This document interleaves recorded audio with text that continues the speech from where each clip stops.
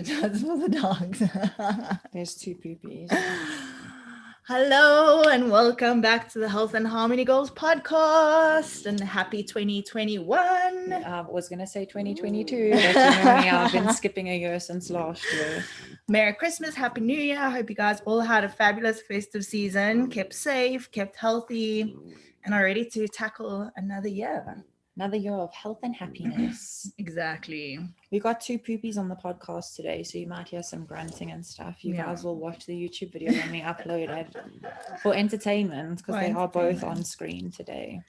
And the new baby makes a lot of weird noises. So it's not us farting or tummy grumbling. It's baby Fleur. All right. So we thought we'd start off the new year with a little podcast about spirituality for beginners. Yeah, we had a few requests on how to become more spiritual.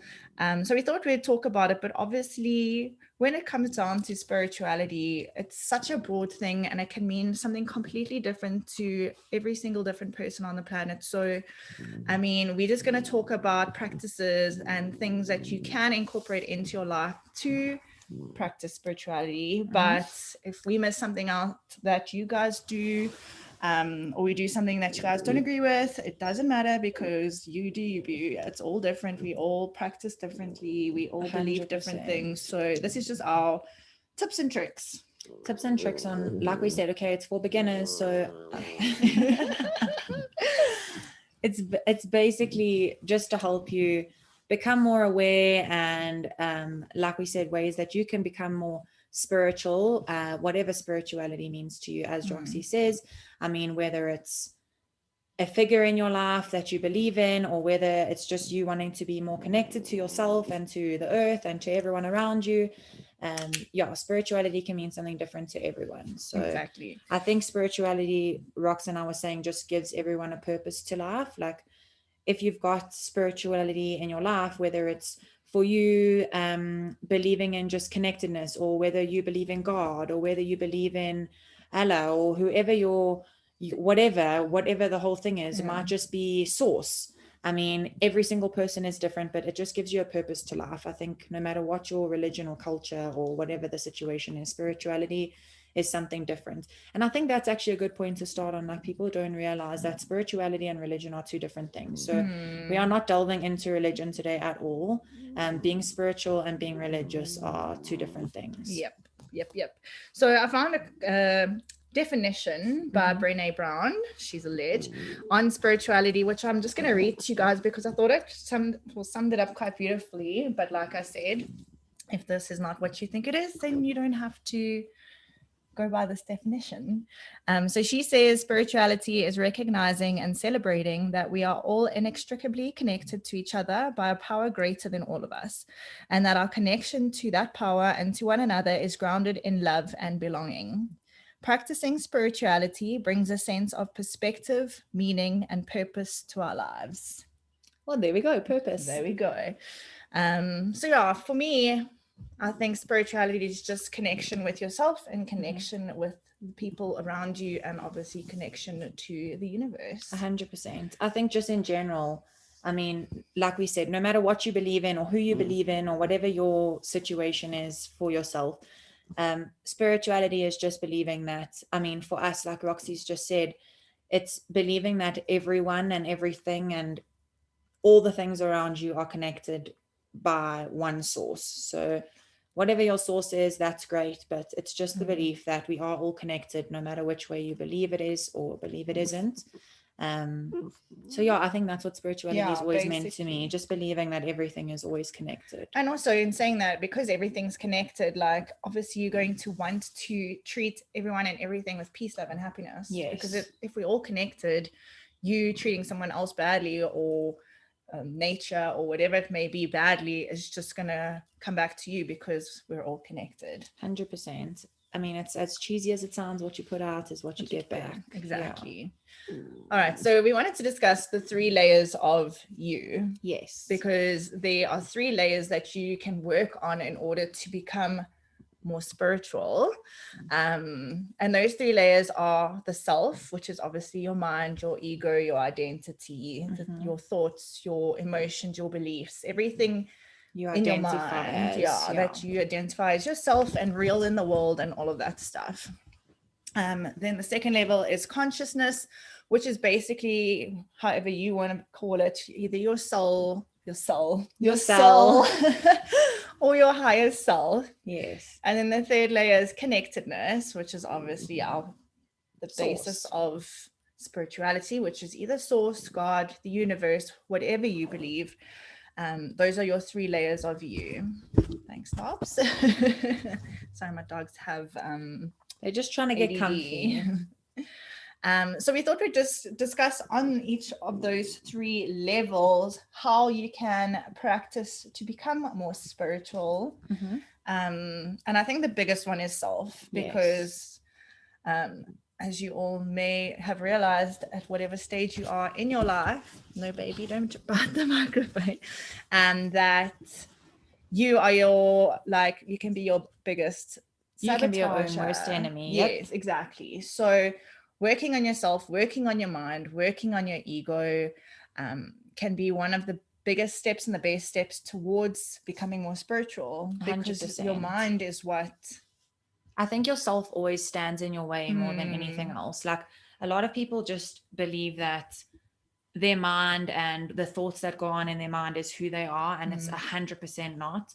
So yourself is definitely something that holds you back from becoming more connected to, I mean, yourself and everyone else around you. So Rox and I want to go through a few things that you can do to not get rid of that self, because I mean, it will always be there in some way, shape, or form, but just to be able to quiet your mind, if you want to put it that way, in some way, shape, or form, that will help you to become more conscious and to become more connected with those I think different layers. Also, controlling your ego. I mean, ego is construed as such a bad word, and it does happen to damper on your spiritual progress if you let your ego out of control, because ego generally is run by anger, selfishness, all those bad emotions.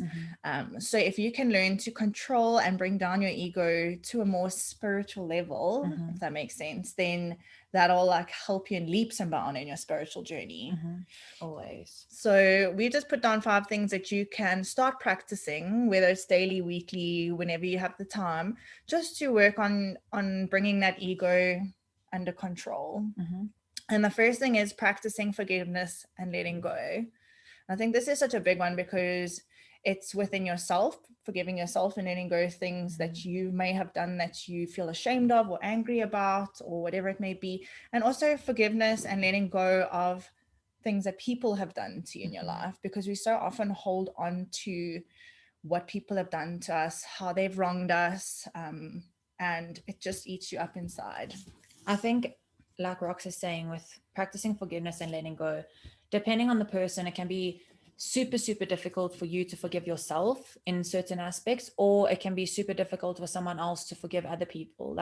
You may be a person that's already trying to be in tune with everything around you, and you might find it super easy to write down things that you forgive yourself for, but it may be very difficult for you to forgive others, and you may hold on to grudges a lot, and this person made me feel this way, so I can't forgive them, or they did this to me and it wasn't okay. I think everyone's gone through different things in their life, no matter what it is. Rox and I always say, write it down, burn it, and let it go. Yeah, I literally did that last night. Yeah. But I think when it comes to spirituality, you almost need that peace, love, and happiness to be a constant in your mind. So by holding on to things that just create anger, resentment, hurt, hate, whatever those angry, bad emotions are, it's really going to stunt your spiritual growth. So whether you write everything down on a piece of paper and burn it, or if you need to see someone to speak about it, whatever helps you to practice forgiving and let go, start doing that. 100%. All right. And then number 2 is practicing honesty and being open. And I think this is the most important thing if you want to start your spiritual journey, because if you cannot be honest with yourself and with other people, you can't be a good person. No. For me, it's one of my core values is honesty. And when I have people in my life that don't practice honesty, you can be sure that they're getting kicked out of my life instantly, because I don't know, just for me, if you can't be honest, Like why? And I feel like the like more you know people, even it doesn't even have to be the more you know people, like it could be someone that you don't know. But I mean, we always say you can pick up vibes. Maybe you can't, maybe you can, maybe you are someone that's about people's energies and stuff. But I can sense 100% when someone's not being honest, or I can sense when someone's not being open.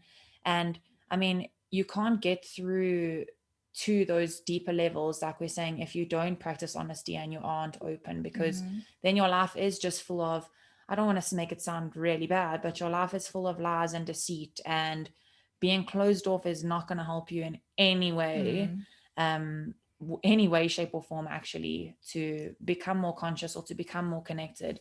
You're literally just going to be like a closed book, and you are probably also, I mean, this is going a little bit off, but I'm like, I know a lot of people in my life that I keep at an arm's length because I know that they're not honest people.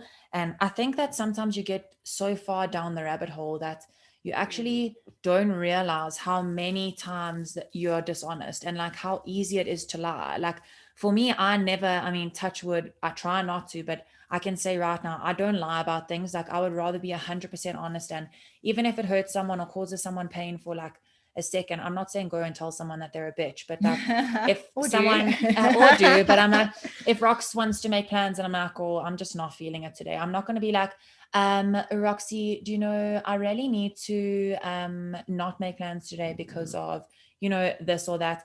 Yes, okay, it's just about being honest. Like if someone's not honest with you as a friend, or if you're not honest like with yourself, how do you expect to become more conscious? And that's what I'm saying. Like I know so many people that lie about so many things that it becomes so easy if you lie about big things to lie about small things. Like someone can ask you, did you go and buy the bread and milk today? And you'll be like, yeah, I did.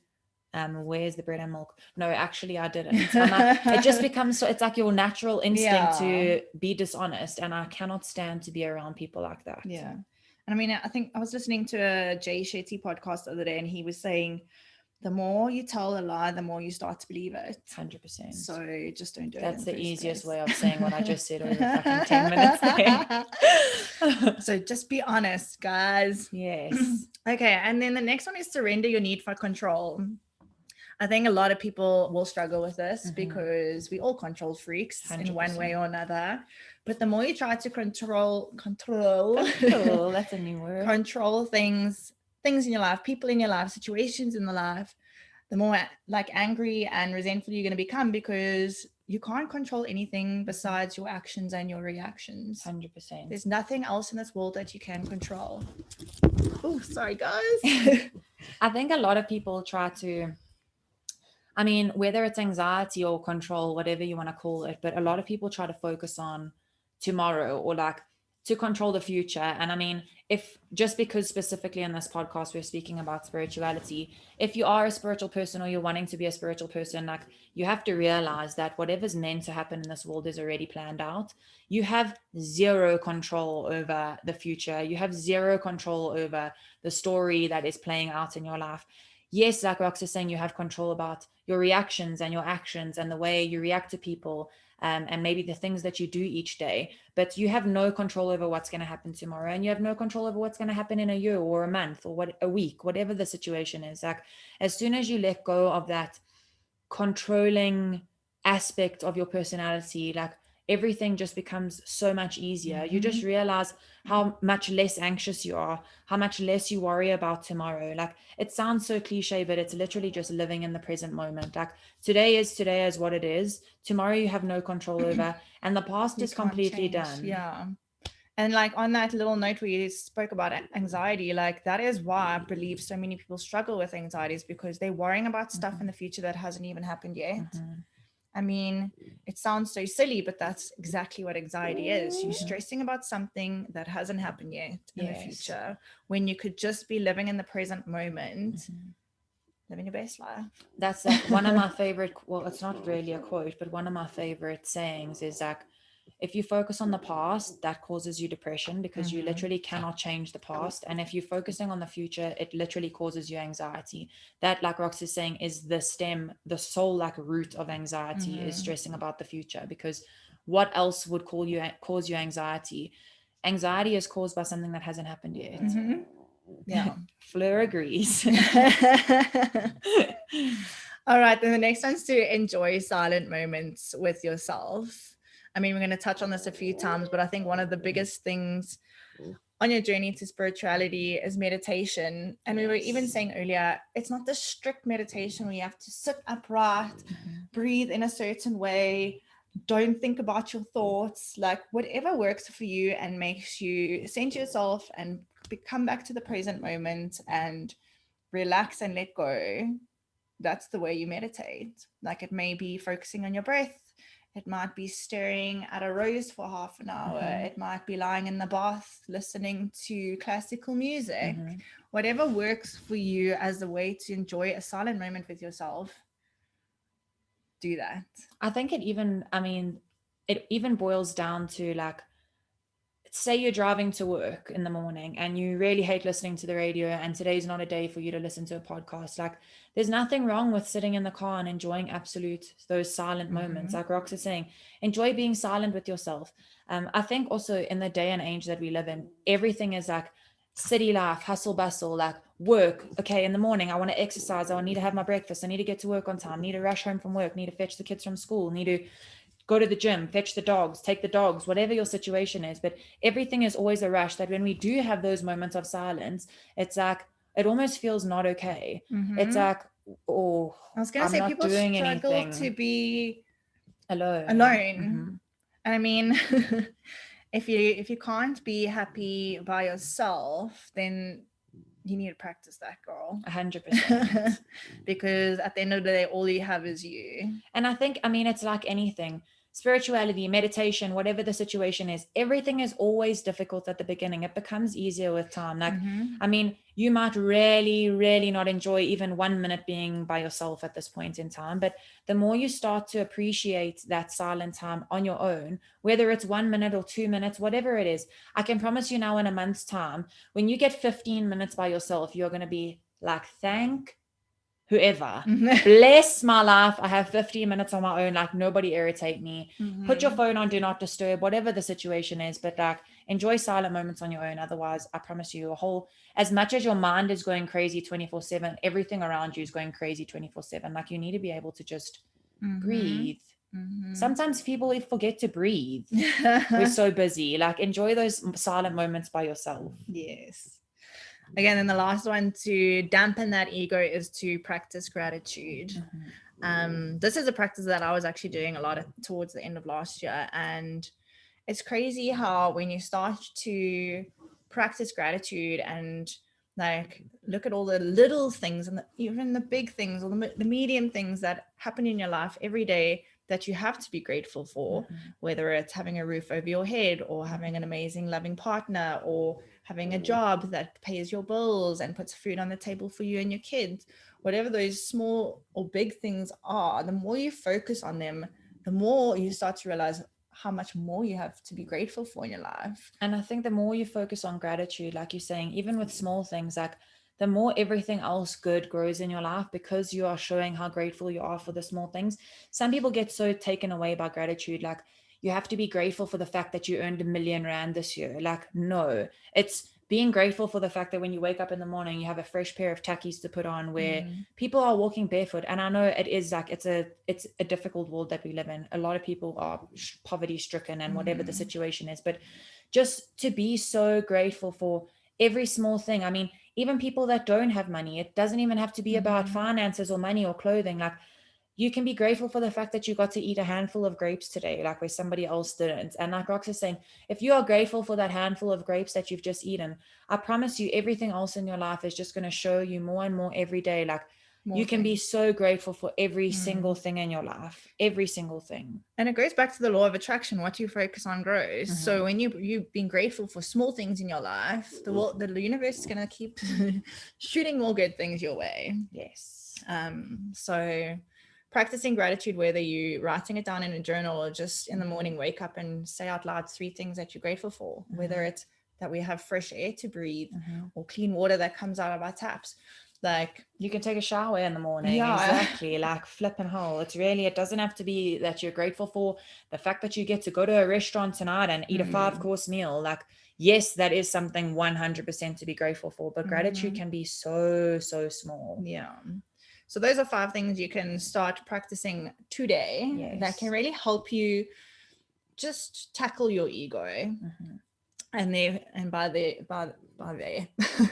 and in that way work on your spirituality as well. Yes. Then we spoke about the consciousness level, which is just your soul and your higher self. I mean, we'll talk about These this. teeth are so sharp. I got it really bad there. We'll talk about a few of these things more in depth later, because we've got a bunch of tips for spirituality. But when it comes to consciousness, these are just things that happen in your mind. So like, I think the more spiritual you become, the more you can actually start to work on these things. And I mean, not work on these things, because the first thing we're going to talk about is dreams. You can't really work on your dreams, but you'll start to notice the more you practice spirituality and being present and like trusting your intuition, your dreams will actually start to show you signs and things as well. 100%. I mean, there's so much research in this world about dreams and what dreams mean. And I mean, don't get me wrong, there's some days where you can have absolutely ridiculous dreams. And I'm not talking about like after a night of binge drinking and you have like the most crazy dreams. These are like sober dreams when you go to bed and you've had like a good night's sleep and you wake up in the morning and you're like, what the hell? Like, I honestly had a dream last night that I had on the front of my left forearm, it said hell. And on the inside of this arm, it said heaven. And it was tattoos that I got, but I had woken up with these tattoos and I didn't choose to get them myself. And like, for me, that was so bizarre, because I'm like, I have no idea where that even came from. Because sometimes, I mean, your dreams can come from your subconscious mind, like maybe something that's gone on in the day, or you've been scrolling through Instagram last second before bed, and maybe someone that you saw pops up in your dream. But sometimes there's these random things that happen where if you do the research, and I mean, Google is your best and worst friend. Like sometimes it can be a whole bunch of crap, but you can honestly do dream research on multiple things. Like there's books even that you can get from, I mean, all the bookstores, that you can do research on what your dreams meant. And whether you believe it or not, or whether it resonates or not, is a different story. But like Rox is saying, the more connected or conscious you are about your dreams, the more you can realize like what your dreams are trying to tell you. And you can also use your dreams to a spiritual advantage. I mean, once you start to tap into your intuition and like noticing synchronicities and stuff like that, you can actually lie in bed, maybe meditate a little bit, ask yourself or the universe a question, and you never know, it might come to you in your dreams. True. And just on a side note, I mean, I haven't even researched this, but when I had my cards read last year, the lady told me that if I want to try remember my dreams that have meaning, put rose quartz and clear quartz under your pillow. Okay. I mean, I still need to try it, but that obviously could be means something that helps. and it could work for some, could not work for others. So definitely give it a try. It may work for you. Okay, then obviously meditation. I mean, we've spoken about this in many podcasts before, and I'm sure you will in many podcasts to come. But like we said earlier, you don't have to do it the way they do it in the ashrams in India. Whatever works for you works for you. If you do, and I mean, if you're a beginner, I always recommend guided meditations, because just a much easier way to work through that time with someone telling you what you should be doing, like giving you prompts to think about, or the ways you can breathe. I think also a lot of people get so lost. Like I've recommended meditation, you know, in speaking to people that are really struggling. Like I have a lot of people in my life like that always say to me, I can't meditate. My mind is just crazy. Like I can't meditate. And that's the whole point of meditation. It is a learning task. Like you don't just wake up one day and you're able to meditate. It's freaking hard. It's super difficult. Like even at the beginning, maybe meditating for 2 minutes is really, really hard for you. It's really hard to just block out your thoughts. No one can just, I mean, I say no one, but maybe some people are great at the beginning. No one can just not ever have meditated in their life and go straight into an hour of meditation today and be fully present the entire time. It's super, super difficult. Like people get so lost because I have a lot of people that are like, Bianca, I can't meditate. And also I won't get meditating apps because it costs me money. Like, guys, we've said it a million times. Go onto YouTube. YouTube is your best friend. You can find anything on YouTube. Yeah. And once you like start, you have to start thinking of meditation as exercise. Yes. So the same thing as Exercise your mind. if you start going to gym, you're not going to go straight into the heaviest weights and start banging out reps. Like, it takes practice, it takes time, it takes perseverance, it takes so many things. So not everyone's going to sit down for the first time and meditate for half an hour. I can tell you now, most people are going to sit down for 30 seconds and be like, I suck at this. How do I do this? But the more you practice, the better it gets. I mean, we're both reading Jay Shetty's new book called Think Like a Monk. And that's someone that, there we go in the video, that's someone who went to the ashrams, was a monk. And even in his book, he says that it was so hard for him at first to quiet his mind that sometimes, I mean, they used to sit and meditate for 3 hours in the morning. And it took some monks like 30 minutes to get into that point of like just quietening your mind. Like, it's not going to happen straight away. You don't just sit down and everything goes away. So do allow yourself the time to get into it. You know, it's not going to, I mean, if today you start with a 5-minute meditation, it might take you 3 minutes to quiet your mind a little bit and you spend 2 minutes on your own, and that's okay. But you'll reach a point where you'll get there.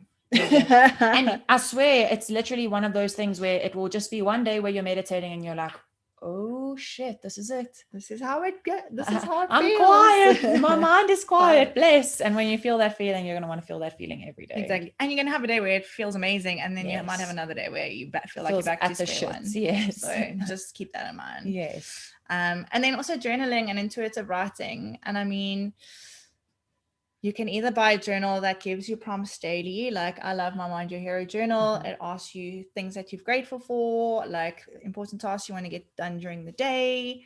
You can even have a habit tracker, or if you're someone who just likes to open a blank book and write down your thoughts and feelings, that's amazing as well. It's actually, I don't want to say a more advanced way because I don't want to put down each one, but if you can open a book and journal every day, like that's amazing. I remember when I was younger, I used to write in my diary, dear diary. Yeah. But that's also a way of journaling, Releasing, because 100%. you're writing down your thoughts and feelings about things that have happened during the day or over the week or whatever it may be. And we've said it in our previous podcasts, and like Rox is saying, we will say it in podcasts to come. But with journaling and with writing, like sometimes you literally just need to open a book or take a piece of paper and start writing, and it is like word vomit, but the paper version. Everything that's in your subconscious mind just comes out. And sometimes when you reread the letter to yourself or you reread the notes to yourself, you're like, oh my gosh, like you realize yourself that some of the stuff that you were holding in, you didn't even realize. So journaling is an amazing, amazing tool that you can use. Yes. Okay, and then when it comes to connectedness, guys, you're going to see so many things overlapping because spirituality all boils down to connecting with yourself and the universe. But when it comes to connectedness, there are also a few things, like we said before, where enjoying a silent moment with yourself, just being quiet can help you connect to everything around you. Self-care, whether it's, like I said, Self-care Sunday ain't just a joke. Self-care Sunday is real. So like whether it's running a hot bubble bath with some nice Epsom salts and just lying in there, whether you're listening to a guided meditation or alpha waves or Maroon 5, whatever it is, just helps you to feel more connected. I think it all just boils down to being quiet and stilling. And it doesn't have to be meditation. Like we said, it can be like magic practices, whether you believe in Reiki or using crystal energy or balancing your chakras. Or even like tarot readings, whatever works for you and makes you feel more connected to everything around you and the universe, you do that. Like we said again, journaling, gratitude, and also setting intentions. I think a lot of people don't do this, but if you want to work on your spirituality, every day wake up and set an intention, whether it's to be more present, to be more forgiving, to be less judging, to practice gratitude more, to be honest, like whatever it may be for that day. Setting that intention in the morning actually helps you to stick to that throughout the day, and thereby working on your spirituality. Like we said, guys, everything pretty much overlaps because that's what spirituality is. But yeah. those are pretty much your 3 layers where we speak about yourself and your consciousness and your connectedness. Okay, then our tips for spirituality. Yes, tips for spirituality. Let's go through these quick because I feel like we've been rambling on for hours. We have been rambling, and we're just going to keep rambling with the same stuff. So we'll make this short and sweet for you guys. We're not going to like delve into each point. I think we'll just read the points out for you.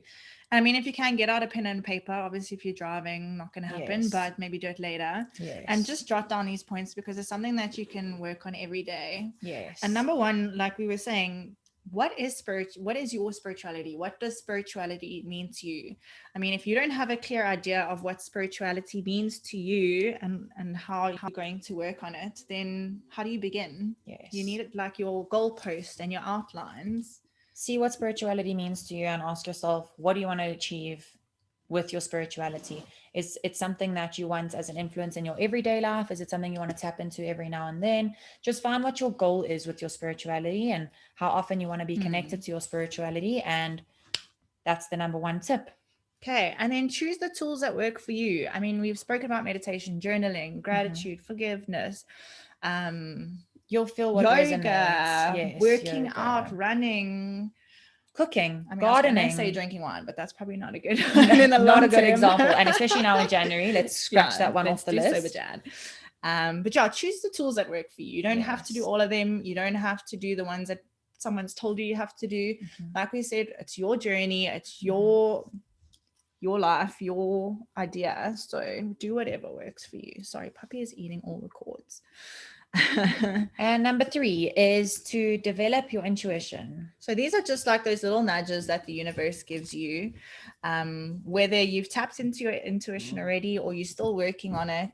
We've spoken about it before, but intuition is basically just being able to trust the universe and like recognize the signs and the feelings that you get inside yourself. Trust your guts. I mean, we were driving the other day. Okay, don't tell the cops, but we were driving to boxing the other day, and normally when we're running late, there's this illegal little U-turn I do. And the one day I was just like, I'm not doing it. I just had this feeling not to. And as we drove up that road, cops came down the other way. Yeah, and I was like, thank God you did not choose to do that today. And I was like, I just had this feeling not to do it today. Not that I do it every day because we weren't even running late actually. But when you get those feelings in your gut, trust them because generally your intuition is always right.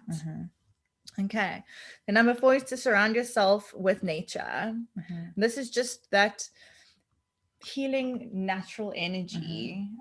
Living in the city life, guys, I mean, it's not like we all live in New York City, but we do live in a very fast-paced society. You just need to surround yourself with nature. So being around people and human energy is not beneficial to you constantly. Surround yourself with nature, like we were saying, whether you want to lie in the sun and tan, or whether you want to garden, or whether you want to sit in a rose garden and meditate. Like just surround yourself with nature, whether you enjoy to do it for 2 minutes a day or 30 minutes a day or an hour a day, or maybe it's once a week, whatever your situation is. Just make sure you do surround yourself with nature because you will absorb all those energies around you from nature, and it really makes a difference. Nature's so calming as well. And I mean, like we said, being still is one of the like pillars of spirituality. So even if you can just go and sit outside in your garden for 10 minutes, look at the birds, look at the trees, like notice all the beauty around you. Oh, well done. You just broke my pillow. I was just trying not to laugh. I just looked and I'm like, this pillow is destroyed. Nature can really help. And there's this thing called grounding. I was reading about it the other day where you just go outside barefoot and put your feet on the grass, on the sand, whatever you have available to you.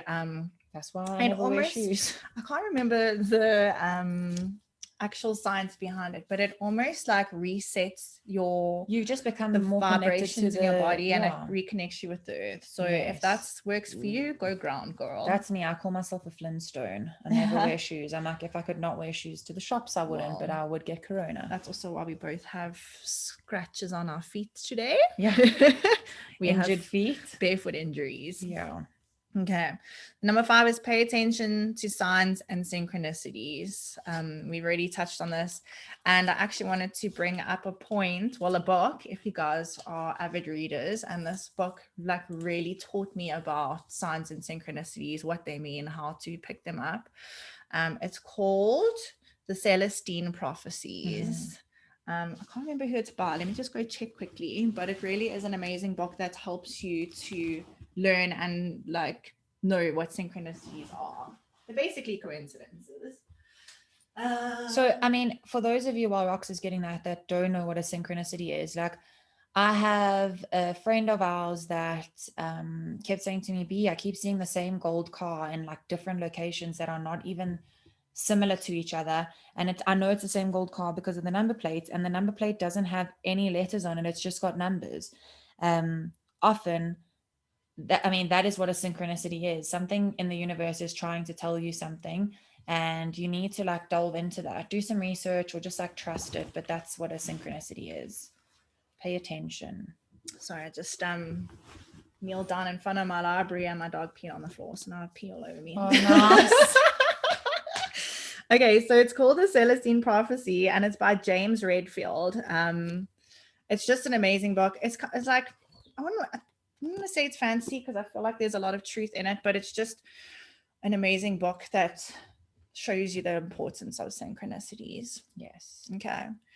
Then practicing introspection. I mean, this again is whether you meditate or sit still or just journal, whatever it is, just going deep within and listening to what your inner self is feeling, is thinking, is saying.